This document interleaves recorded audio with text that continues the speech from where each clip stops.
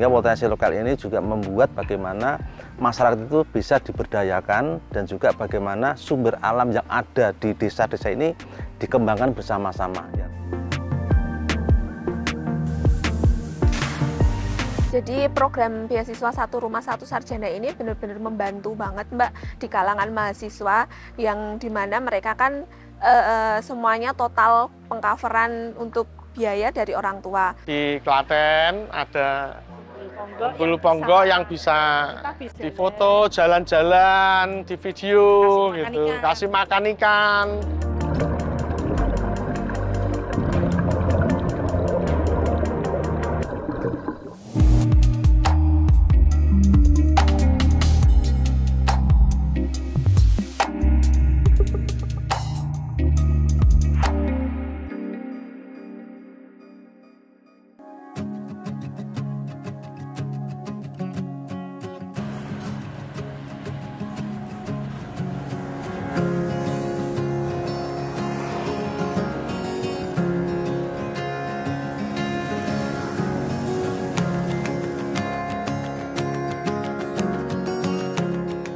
Jadi Ponggo ini secara geografis kami berada di dua kota besar, Jogja dan Solo. Kami di dataran rendah antara Gunung Merapi dan Gunung Merbabu, yang mana Ponggo dulu itu tahun 2001 itu masih dibilang menjadi desa miskin, paling 3 nomor bawah di Kabupaten Klaten. Kami membuat pemetaan, perencanaan, action, keberlanjutan. Dan 4 strategi ini yang kami lakukan, gimana kami harus memulai membangun desa ini.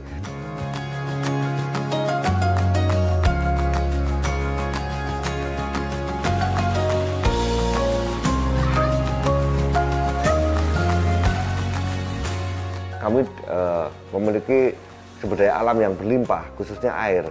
Yang mana air ini dulu cuma dibiarkan mengalir, paling digunakan untuk mencuci dan irigasi. Tapi dengan sumber daya air yang kita miliki ini, kami kembangkan menjadi destinasi wisata. Percepatan yang dilakukan di Ponggo ini, ataupun pariwisata yang berkembang sangat luar biasa ini, semua tidak lepas dari ilmu teknologi.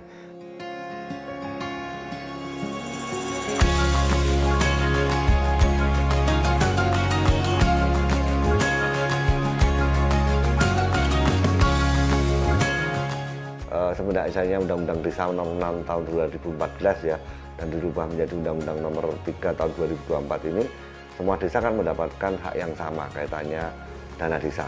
Ponggo pun juga sama, kita juga dapat dana desa 1 miliar.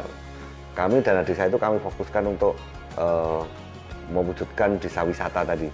Kalau sekarang ini di Ponggo ini per RW itu ada tempat wisata yang mana dikelola oleh lembaga usaha produktif milik masyarakat desa.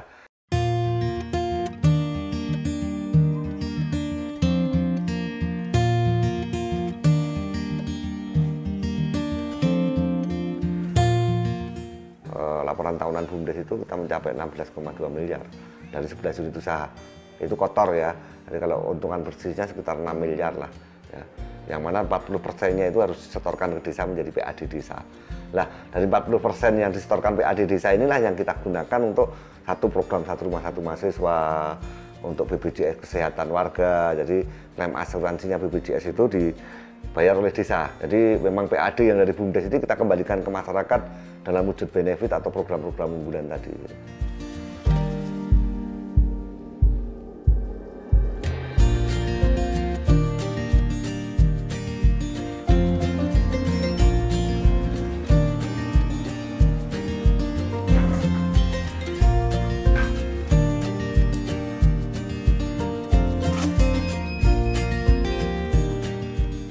BUMDes ini tercipta bukan hanya untuk profit oriented ya, kita juga ada benefitnya. Bagaimana kita pemberdayaan masyarakat untuk gotong royong dan juga kolaborasi dengan lembaga-lembaga desa yang kedepannya bisa kita untuk memajukan perekonomian dan juga meningkatkan pendapatan PAD dan juga kesejahteraan masyarakat. Pendapatan ini kan kembali ke desa maupun ke masyarakat juga.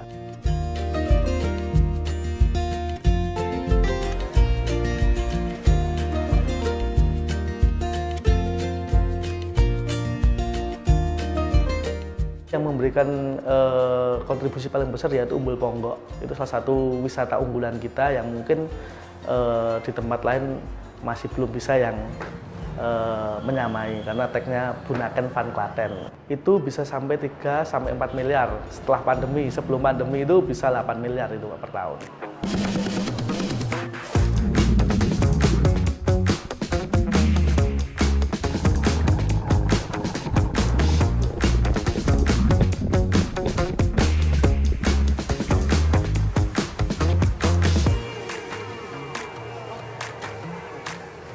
Nama saya Pak Untoro, saya asal dari kota Semarang. Saya Ibu Liana, Semarang. Saya pertama kali ke sini, ya, dan kesannya ya, begitu saya turun, kok ya sensasinya lumayan, biarpun agak dingin gitu.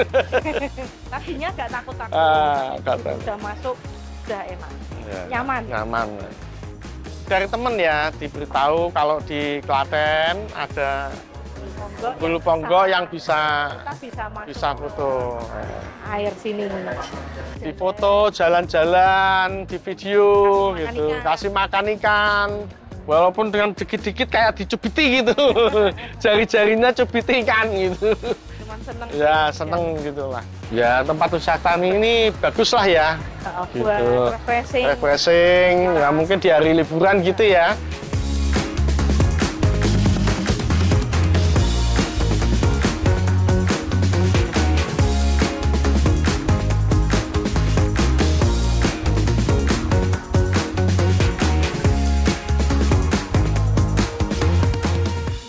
Perkenalkan, nama saya Ibu Listianingsih, Ketua UMKM Umbul Besuki. Sebelum pengembangan desa wisata, kita banyak warga yang belum punya pekerjaan, pengangguran istilahnya. Tapi dengan adanya pembangunan desa wisata per RW, kehidupannya semakin menambah baik dan layak. Untuk wisata Umbul Besuki ini tidak diperbolehkan yang bekerja di sini di luar RW. RW 4 itu semuanya ada kegiatan bekerja semuanya, tidak ada pengangguran sama sekali.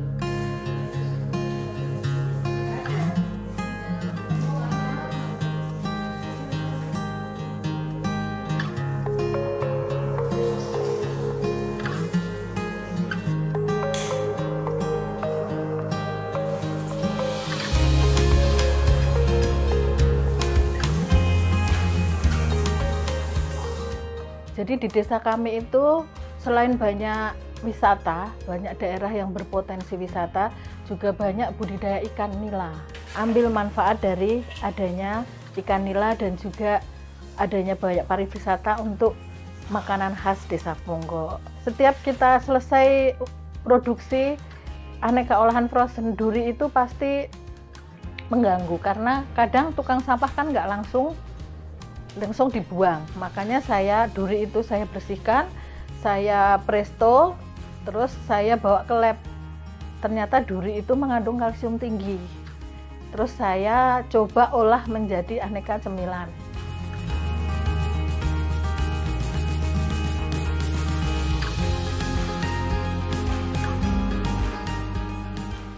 Snack duri itu snack dari olahan duri ikan.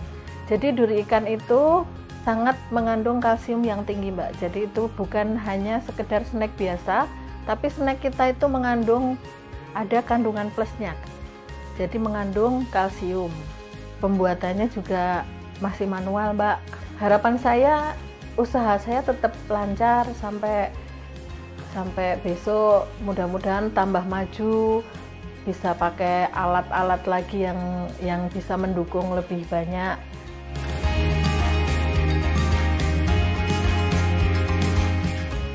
Program Satu Rumah Satu Sarjana ini membuat kita itu lebih aktif ke desa. Jadi kita setiap ada event-event desa, ada kegiatan atau yang lain, diharapkan kita dapat membantu di desa ini.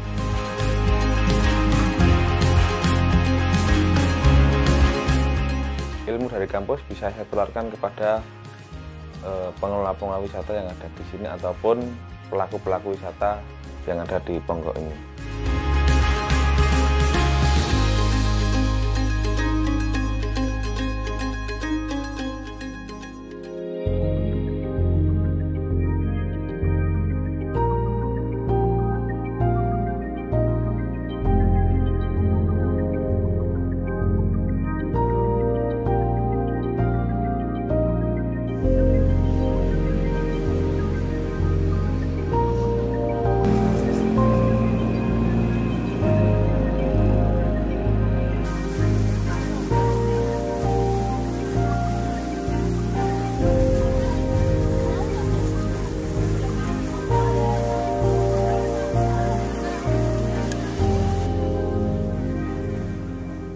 Jadi tahun 2007 awal kami memulai membangun Desa Ponggok ini, waktu itu kami itu kesulitan untuk mencari SDM yang handal di Ponggok ini. Karena yang kuliah itu cuma 4 orang waktu itu. Ini yang menjadi tantangan bagi kami, yang mana itu masalah kami rubah menjadi suatu potensi di kemudian hari. Sehingga 2016 saya ada program Satu Rumah Satu Mahasiswa. Yang mana mahasiswa di Ponggok ini entah yang kaya entah yang miskin, kami beri beasiswa. Kalau yang IP-nya di bawah 3 itu 300.000, yang IP-nya di atas 3 itu 500.000. Sebagai pendorong mereka biar mau kuliah waktu itu.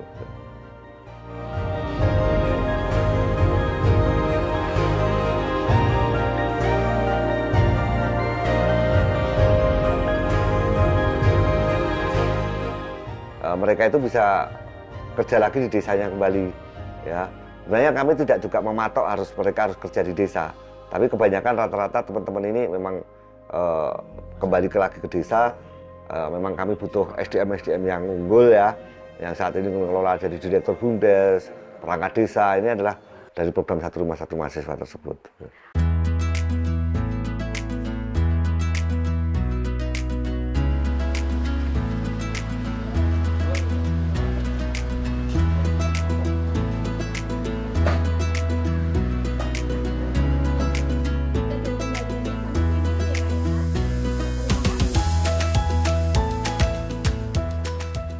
Sebelumnya saya itu ekstensi dulu dari 3 ke S1. Saya mulai kuliah di tahun 2018 setelah lulus SMA, dan itu saya langsung mengajukan. Kebetulan saya juga termasuk staf di Umbul Besuki sebagai admin tiketing. Nah, itu juga saya berkontribusi dengan ilmu yang saya punya, itu bisa membantu dalam hal pelaporan. Jadi dalam hal administrasinya di sini.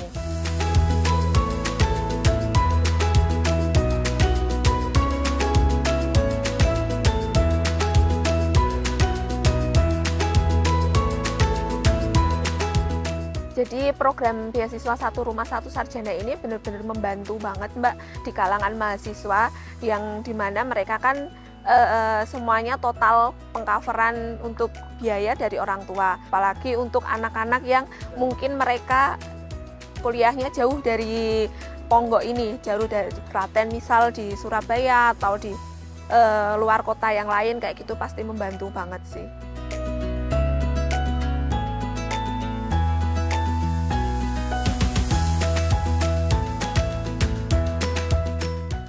Komitmen kita memang sebenarnya dengan adanya program Satu Rumah Satu Sarjana ini membuat kita itu lebih aktif ke desa. Jadi kita setiap ada event-event desa, ada kegiatan atau yang lain, diharapkan kita dapat membantu di desa ini.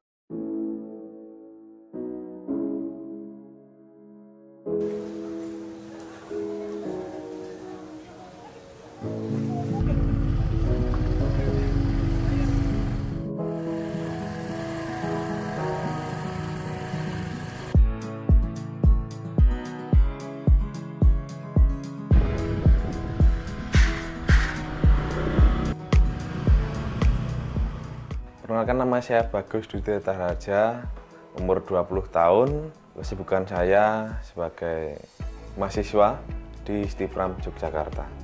Awalnya saya berkuliah di Stipram Yogyakarta ini dengan alasan ingin mencetak generasi desa Ponggok yang berprestasi, yang mampu mengelola potensi desa.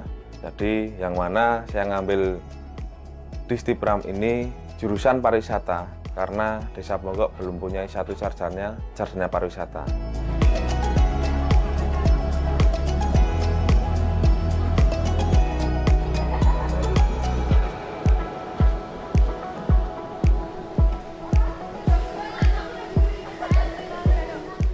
Uang semester saya di kuliah di Stipram yaitu 2 juta Mbak, yang mana nanti saya dapat 500.000 dari desa, kemudian saya masih dapat lagi dari Ponggok Kreatif, alhamdulillah, untuk membayar uang semester kuliah dan untuk membayar perjalanan ke sini sampai ke kampus. Ilmu dari kampus bisa saya tularkan kepada pengelola wisata yang ada di sini ataupun pelaku-pelaku wisata yang ada di Ponggok ini.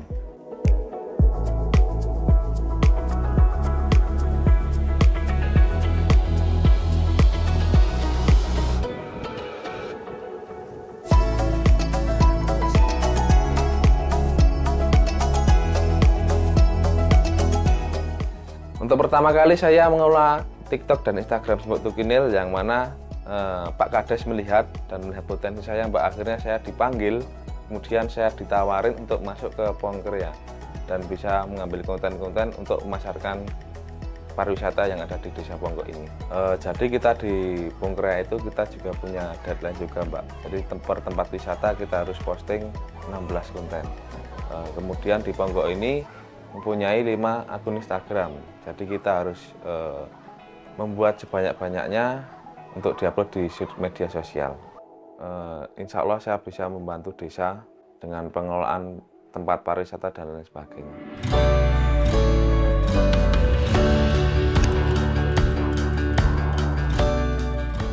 Menurut BPS ya, itu sebetulnya tenaga kerja terbanyak di desa itu tenaga kerja muda sebetulnya. Jadi umur 15 sampai umur 30 tahun, kemudian 31 sampai umur 49.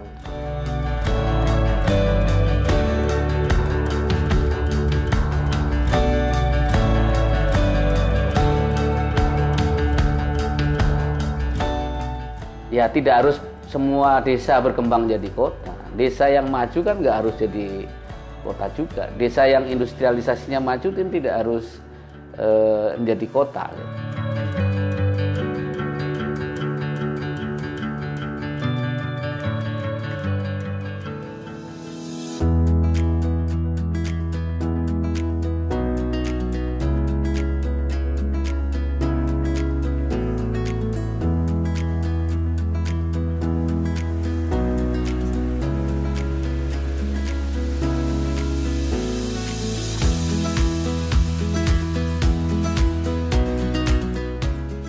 Kebijakan dari pemerintah bagaimana untuk mengembangkan dari kepala desa, tentunya ini kan sasarannya di potensi lokal, sehingga potensi lokal ini juga membuat bagaimana masyarakat itu bisa diberdayakan dan juga bagaimana sumber alam yang ada di desa-desa ini dikembangkan bersama-sama. Ya tentunya tak terlepas dengan pemerintah desanya, dengan BUMDesnya, dengan Pokdarusnya, yang ini bareng-bareng kolaborasi dengan masyarakat, tokoh masyarakat setempat, sehingga bisa memberdayakan masyarakat yang lebih untuk pengembangan ekonomi kreatifnya.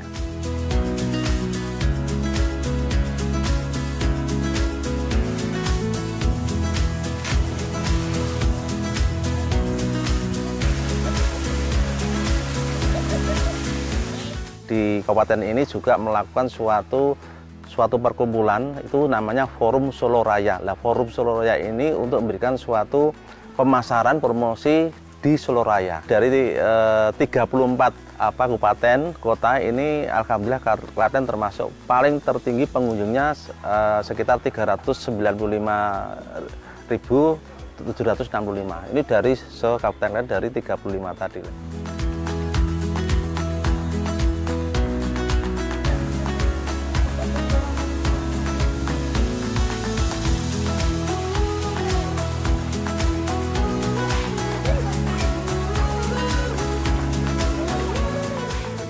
Bapak Menteri Desa dan PDT ya, Pak Yandri, ini sudah mencanangkan ada 4 prioritas ya. Yang pertama swasembada pangan ya. Dan yang kedua swasembada energi. Kemudian badan usaha milik desa untuk pemasok utama dari makan bergizi gratis ya. Yang terakhir ini hilirisasi dari produk-produk desa.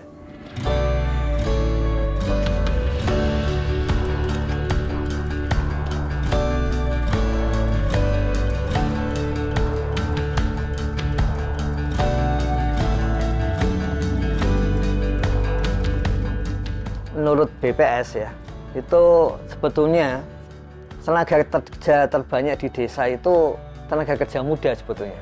Jadi umur 15 sampai umur 30 tahun, kemudian 31 sampai umur 49. Dan yang sekarang itu yang kedua, itu sekarang ada kebutuhan tenaga kerja yang tinggi. Sebetulnya kalau desa wisata yang sekarang sedang dikuatkan, Mbak, itu adalah yang berbasis lingkungan.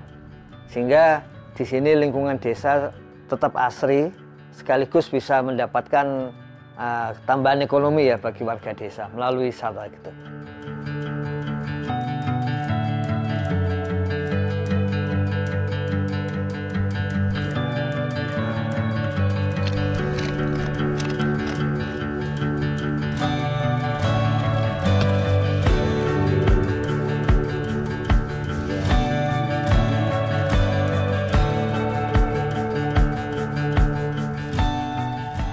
menurut Undang-Undang APBN 2025 ya, saat ini itu paling tidak maksimal 15% dana desa itu untuk BLT. Ya. Kemudian sebetulnya ada minimal 20% dana desa itu untuk ketahanan pangan dan hewani gitu. Kemudian yang 3% untuk operasional pemerintah desa. Tapi juga ada prioritas untuk badan usaha milik desa dan peningkatan tadi potensi ekonomi desa.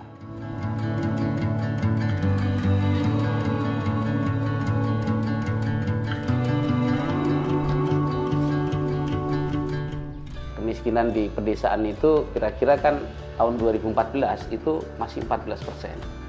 Sekarang kan di bawah 12%. Penurunan cukup tajam 2% dalam kurun waktu kira-kira 10 tahun.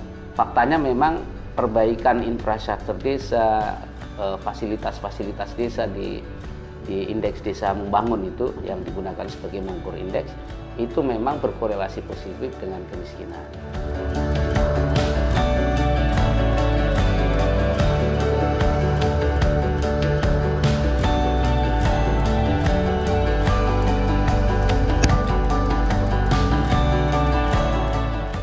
Ya tidak harus semua desa berkembang jadi kota. Desa yang maju kan nggak harus jadi kota juga. Desa yang industrialisasinya maju kan tidak harus menjadi kota. Gitu. Tetap bisa basis bahan baku, bahan komoditi pertaniannya tetap lebih dominan dibandingkan sektor-sektor yang lain.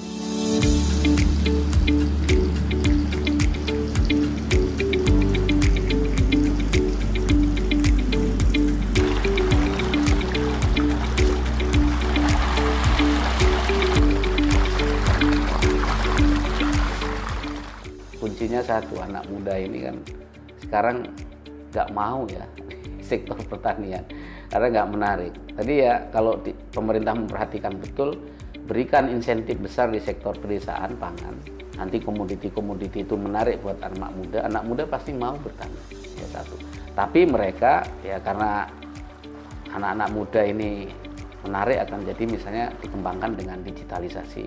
Ya itu senang mereka karena itu memang sektor-sektor yang menggembirakan buat mereka. Tapi untuk sektor-sektor yang basisnya nggak punya potensi seperti itu kan tetap desa itu punya potensi pangan tadi. Kaitannya dengan bagaimana mendorong tadi ya swasembada pangan, swasembada energi, tapi anak muda juga terlibat.